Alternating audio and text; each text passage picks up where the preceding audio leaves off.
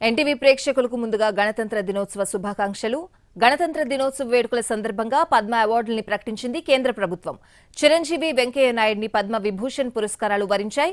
తెలుగు నేలకు చెందిన నలుగురికి పద్మశ్రీ పురస్కారాలు దక్కాయి. విభిన్న రంగాల్లో విశిష్ట సేవలందించిన 132 మందిని ప్రతిష్టాత్మకమైన పద్మ పురస్కారాలు వరించాయి. ఈ ఏడాది 110 మందిని పద్మశ్రీ అవార్డులకు ఎంపిక చేసింది కేంద్ర ప్రభుత్వం. అలాగే 17 మందికి పద్మభూషణ్ పురస్కారాలు దక్కనున్నాయి. తెలుగు నటుడు చిరంజీవి, నటి వైజయంతిమాల, వెంకయ్య నాయుడు సహా 5గురిని పద్మవిభూషణ్తో సత్కరించనుంది. కళారంగం నుంచి కొణిదెల చిరంజీవి, వైజయంతిమాల, పద్మ సుబ్రహ్మణ్యంలకు పద్మవిభూషణ్ అవార్డులు దక్కాయి. ప్రజా వ్యవహారాలలో వెంకయ్య నాయుడుకు, సోషల్ వర్క్ విభాగంలో బీహార్కు చెందిన బిందేశ్వర్ పాఠక్లకు పద్మవిభూషణ్ అవార్డులు ప్రకటించింది కేంద్ర ప్రభుత్వం.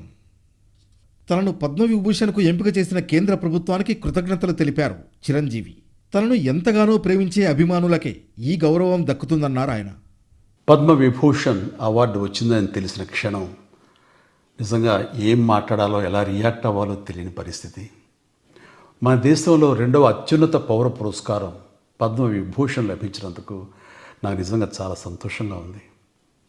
ఒక తల్లి కడుపున పుట్టకపోయినా నన్ను తమ సొంత మనిషిగా, మీ అన్నయ్యగా, మీ బిడ్డగా భావించే కోట్లాది మంది ప్రజల ఆశీస్సులు, నా సినీ కుటుంబం యొక్క అండదండలు, అలాగే నీడల నాతో ప్రతి నిమిషం నడిచే లక్షలాది మంది అభిమానుల ప్రేమ, ఆదరణ కారణంగానే నేను ఈ రోజున ఈ స్థితిలో ఉన్నా. అందుకే నాకు దక్కినటువంటి గౌరవం ఇది మీది.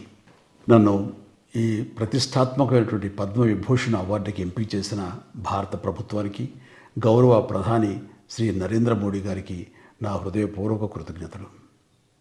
జై హింద్. కళారంగం నుంచి నటుడు మిథున్ చక్రవర్తి, గాయని ఉషా ఉతప్, దివంగత తమిళ నటుడు కెప్టెన్ విజయకాంత్లకు పద్మభూషణ్ పురస్కారాలు దక్కాయి. అలాగే వాణిజ్యం, పరిశ్రమల రంగంలో తైవాన్కు చెందిన యువాంగ్ లియూకు పద్మభూషణ్ ప్రకటించింది ప్రభుత్వం. సాహిత్యం, విద్య, జర్నలిజం రంగంలో మహారాష్ట్రకు చెందిన మర్మంజీ ఎన్ కామా, కుందన్ వ్యాస్లను పద్మభూషణ్ అవార్డులు వరించాయి. తెలుగు రాష్ట్రాల నుంచి 4గురు పద్మశ్రీ పురస్కారాలకు ఎంపికయ్యారు. ఆంధ్రప్రదేశ్ నుంచి హరికథా కళాకారిణి ఉమామహేశ్వరి, తెలంగాణ నుంచి యక్షగానం కళాకారుడు గడ్డం సమ్మయ్య, బుర్రవీణా కళాకారుడు దాసరి కొండప్ప, వేలు ఆనందాచారి పద్మశ్రీ అవార్డులకు ఎంపికయ్యారు.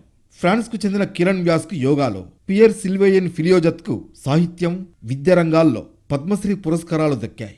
అలాగే సైన్స్ అండ్ ఇంజనీరింగ్ విభాగంలో మెక్సికోకు చెందిన రవిప్రకాష్ సింగ్, ప్రజా వ్యవహారాల్లో పపువా న్యూగినియాకు చెందిన శశీంద్రన్ ముత్తువేల్ను పద్మశ్రీ వరించింది.